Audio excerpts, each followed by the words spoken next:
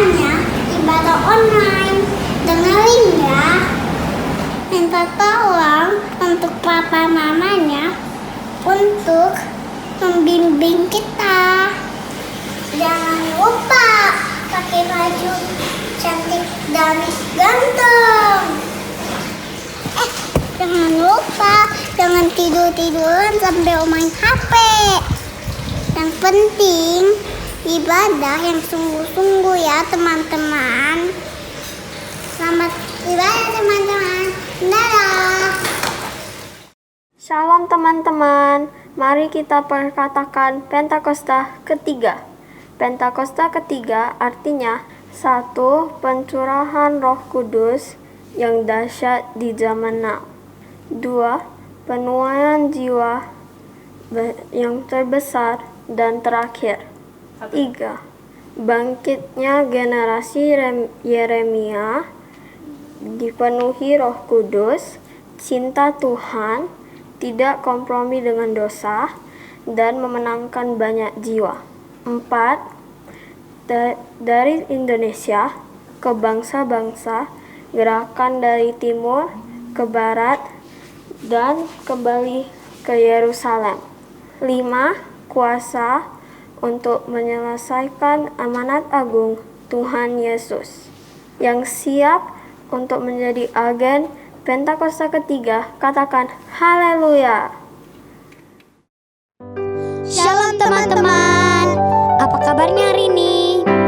Sebelum kita memuji Tuhan, mari kita mengatakan antusias, luar biasa, dahsyat, yes, yes, yes. Sekali lagi ya, antusias, luar biasa, dahsyat, yes, yes, yes. Haleluya. Teman-teman, sebelum kita mulai beribadah, yuk kita bersatu dalam doa. Tuhan Yesus, terima kasih buat hari ini ya Tuhan.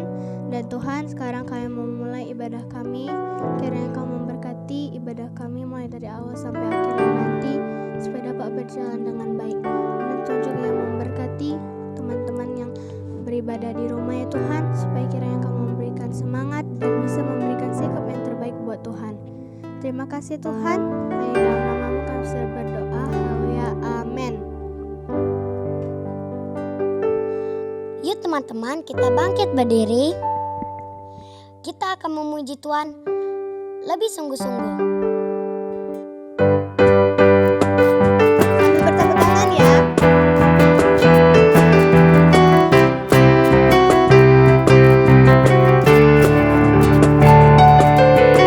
From the top of my head, way down to my toes, I can't keep it all inside. I want to jump with all my mind. From the top of my head, way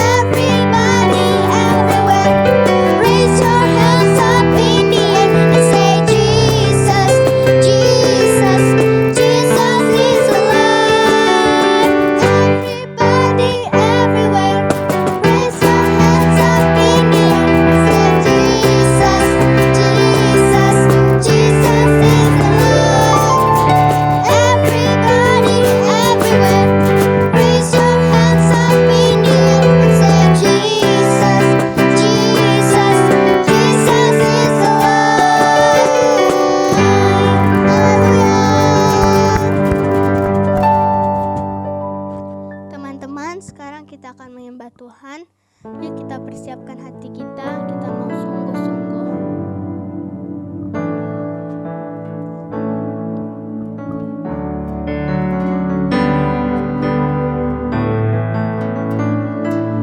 How I love you, Lord. I love you, Lord. With all of my heart. I love you, Lord. How I love you, Lord. I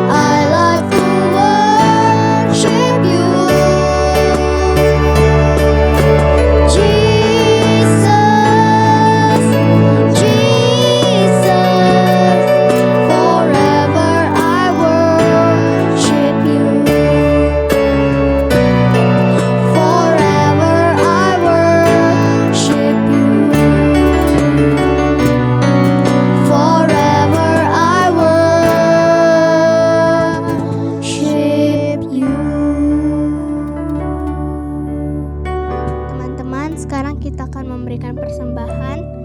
Yuk kita siapkan hati kita, tapi sebelumnya mari kita bersatu dalam doa. Tuhan Yesus, terima kasih buat hari ini ya Tuhan. Dan Tuhan, sekarang kami mau memberikan persembahan kami yang terbaik. Cara yang kamu memberkati orang tua kami yang sudah memberikan persembahan ini buat kami ya Tuhan. Supaya kiranya kamu menambahkan rezeki buat mereka ya Tuhan. Dan Tuhan juga memberikan kesehatan buat kedua orang tua kami. Terima kasih ya Tuhan, hanya dalam nama-Mu kami siap memberikan yang terbaik. Haleluya, amin.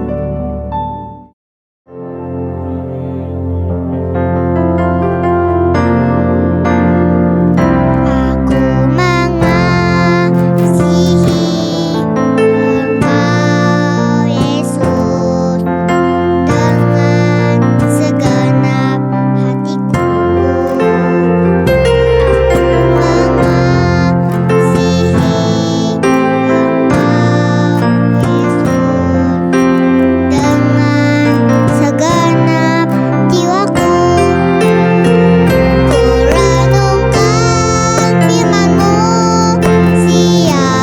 siang dan malam.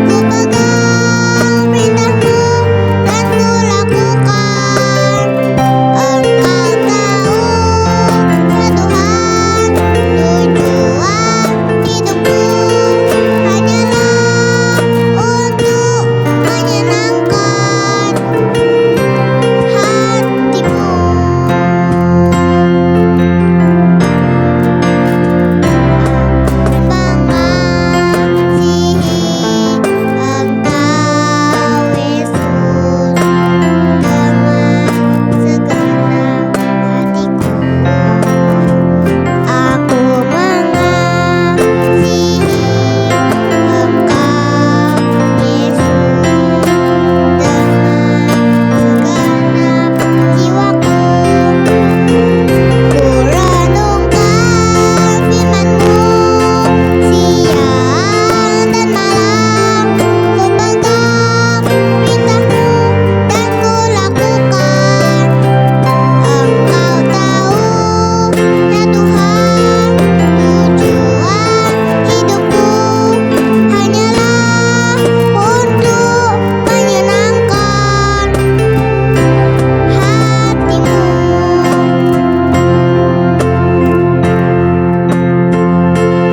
Renungkan firman-Mu siang dan malam.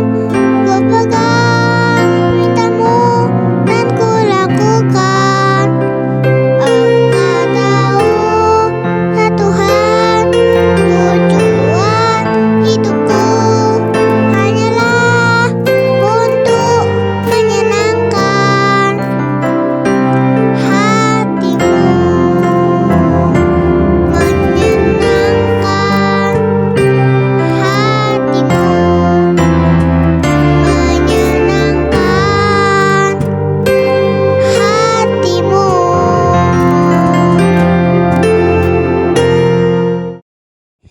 Shalom adik-adik. Nah, kini tiba saatnya kita akan mendengarkan firman Tuhan.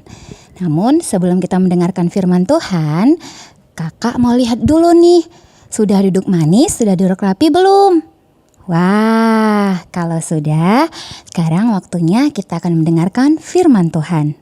Namun sebelum mendengarkan firman Tuhan, kita meminta hikmat dulu ya kepada Tuhan. Yuk adik-adik kita berdoa. Tuhan Yesus, terima kasih kalau sampai hari ini kami masih boleh mendengarkan firman Tuhan. Kami bersyukur walaupun kami beribadah secara online, tapi kami percaya Tuhan akan memberikan kami hikmat, pengertian, dan kekuatan agar kami mampu mengerti dan melakukan firman Tuhan dalam hidup kami. Terima kasih Tuhan Yesus. Haleluya. Amin. Oke.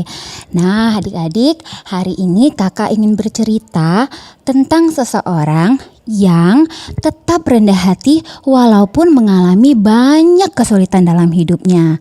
Siapa dia? Iya, Yusuf. Yusuf tinggal bersama dengan Bapak Yakub dan saudara-saudaranya. Nah, namun Bapak Yakub lebih mengasihi Yusuf dibandingkan kakak-kakaknya.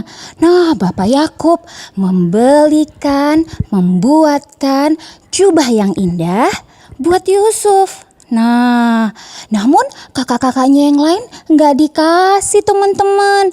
Wah, kakak-kakaknya cemburu nih. Kakak-kakaknya marah dalam hati. Namun mereka hanya menyimpannya di dalam hati karena mereka takut kalau mereka marah kepada Yusuf, nanti Bapak Yakub marah sama mereka. Nah, mereka menyimpannya di dalam hati. Nah, pergilah mereka menggembalakan kambing domba tanpa Yusuf karena Yusuf selalu tinggal di rumah bersama dengan Bapak Yakub. Setelah beberapa hari menggembalakan kambing domba, nah Bapak Yakub meminta Yusuf untuk melihat saudara-saudaranya dan membawakan bekal makan buat mereka. Wah, dari jauh kelihatan tuh teman-teman sama kakak-kakaknya. Si anak manja, si anak yang paling dikasih datang. Wah, datanglah Yusuf untuk melihat kakak-kakaknya. Sesampainya di sana, ternyata teman-teman, kakak-kakaknya merencanakan hal yang jahat terhadap Yusuf. Wah, begitu sampai mereka menanggalkan jubah Yusuf, mereka ambil jubah indahnya dan mereka masukkan Yusuf ke sumur yang kering. Waduh, Yusuf ketakutan dong ya. Lalu mereka mengangkatnya kembali dan mereka menjualnya kepada orang Ismail untuk dibawa ke Mesir teman-teman, untuk dijadikan budak. Wah, kamu mungkin bertanya ya, Kak, budak itu apa ya Kak? Lah, budak itu adalah orang yang harus bekerja keras teman-teman dari pagi sampai malam untuk mengangkat barang, merapikan benda-benda yang ada di sekitar rumah. Capek teman-teman. Waduh. Nah, sesampainya di Mesir, Yusuf dijual kepada seorang perwira yang bernama Potifar. Nah, di situ Tuhan memberkati Yusuf sehingga Potifar mengasihi Yusuf dan memberikan kepercayaan kepada Yusuf untuk mengurus semua hal yang ada di rumah Potifar. Wah, lumayan ya teman-teman ya. Namun kamu jangan pikir bahwa Yusuf, wah gak ada masalah lagi nih, gak ada kesulitan lagi nih. Oh tidak, kamu tahu Yusuf difitnah teman-teman. Yang fitnah siapa? Istrinya perwira Potifar. Dia difitnah dan akhirnya dimasukkan ke dalam penjara istana. Waduh, tadi udah masuk ke sumur kering, sekarang masuk lagi nih ke penjara istana. Nah, teman-teman, kamu tahu di dalam penjara istana itu, teman-teman, Yusuf mendapat kepercayaan lagi nih, diberkati Tuhan menjadi penjaga di penjara itu. Nah, teman-teman, disitulah ia bertemu dengan juru minuman dan juru roti. Wah, ternyata juru minuman dan juru roti itu juga masing-masing memiliki satu mimpi. Nah, singkat cerita, mereka menceritakan mimpinya kepada Yusuf dan Yusuf mampu menafsirkan mimpi mereka. Nah, si juru minuman kembali kepada jabatannya yang semula, namun si juru roti teman-teman dihukum mati sesuai dengan tafsiran mimpi yang dikatakan Yusuf. Wah, setelah itu teman-teman Yusuf kembali bekerja seperti biasanya dalam penjara. Nah, 2 tahun kemudian, wah, Firaun memperoleh sebuah mimpi teman-teman. Waduh, Firaun gusar nih dan dia mencari orang-orang yang bisa menafsirkan mimpinya. Dia panggil satu orang, namun mereka tidak bisa. Panggil lagi, tidak bisa juga. Wah, akhirnya kedengaran tuh sama si juru minuman teman-teman. Akhirnya si juru minuman ingat, wah, aku tahu nih siapa yang bisa. dulu kan pernah tuh si Yusuf, si penjaga penjara itu, dia pasti bisa. Akhirnya dia pergi kepada Firaun dan dia ceritakan pada Firaun. Nah, Firaun penasaran dong ya. Dia panggil tuh Yusuf. Coba panggil Yusuf kemari. Nah, dipanggil lah teman-teman si Yusufnya.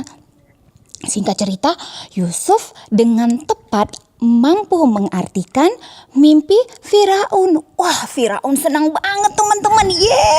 Akhirnya ada orang yang bisa. Nah, akhirnya karena saking senangnya dia kasih hadiah buat Yusuf. Dia angkat Yusuf menjadi orang kedua di Mesir. Wah, teman-teman, kamu tahu nggak? Kalau itu sama seperti di bangsa kita loh. Dia akan menjadi wakil presiden. Wah, hebat Tuhan ya. Dari budak sekarang jadi wakil presiden. Wah, makin besar nih kekuasaannya. Nah, dan bertahun berlalu terjadilah kelaparan yang dahsyat teman-teman. Terjadi kelaparan yang dahsyat di seluruh negeri dan daerah itu. Waduh, gimana dengan Bapak Yakub dan saudara-saudaranya ya? Nah, namun kamu tahu bahan makanan hanya tersedia di istana raja di bawah kekuasaan Yusuf. Nah, datanglah nih saudara-saudara mereka, tuku datang ke istana raja untuk membeli bahan makanan. Nah, di saat itulah teman-teman Yusuf bertemu dengan saudara-saudaranya. Wah, ini kesempatan nih ya. Kamu masih ingat gak apa yang mereka lakukan kepada Yusuf? Yusuf dimasukin ke sumur kering lah, dijual lah. Bukan hanya sampai di situ, difitnah dan dimasukin penjara. Kalau kamu jadi Yusuf, kamu marah gak sih? Wah, teman-teman, tapi Yusuf tidak menyimpan kemarahan dalam hatinya. Dia tidak kepahitan terhadap saudaranya. Bahkan disitulah dia menyatakan pengampunannya terhadap saudaranya. Akhirnya saudaranya sujud di hadapan Yusuf. Nah, teman-teman, melalui kesulitan dan kesulitan yang Tuhan izinkan, Yusuf menjadi orang yang rendah hati. Dia tidak membenci saudara dan keluarganya, namun dia mengampuni dan berusaha menolong saudaranya, keluarganya, dan bangsanya untuk keluar dari bencana kelaparan itu. Teman-teman, nah sama nih seperti kita ya sekarang ya. Susah banyak kesulitan kita. Apa aja kak? Misalnya gak bisa nih ke sekolah untuk belajar dan bermain bersama teman-teman. Juga kesulitan untuk beribadah bersama teman-teman di sekolah minggu. Nah, namun teman-teman, yang Tuhan mau dari kita adalah kita tetap mampu menguasai diri untuk tetap rendah hati menjalani kesulitan-kesulitan tersebut dengan kemurahan Tuhan, tetap bersyukur dan bersukacita. Nah, ingat ya teman-teman, kesulitan apapun yang kita hadapi hari-hari ini, tetaplah mengucap syukur dan bersukacita karena Tuhan pasti menyertai kita seperti Tuhan menyertai Yusuf. Nah, itu cerita firman Tuhan hari ini. Yuk adik-adik kita berdoa. Tuhan Yesus, terima kasih karena Engkau telah mengajari kami, sekalipun hari-hari ini adalah hari-hari yang sulit bagi kami, untuk kami boleh belajar di sekolah dan beribadah di sekolah minggu. Namun Tuhan, Engkau mengajar kami seperti Yusuf untuk tetap menguasai diri dan rendah hati, tidak menyalahkan keadaan, tidak menyalahkan orang sekitar kami, namun kami terus mau belajar bahwa Tuhan akan memberikan dan memberkati kami, memberi yang terbaik bagi setiap kami. Terima kasih Tuhan Yesus, di dalam nama Tuhan Yesus kami berdoa dan mengucap syukur. Amin. Sampai jumpa adik-adik, Tuhan berkati.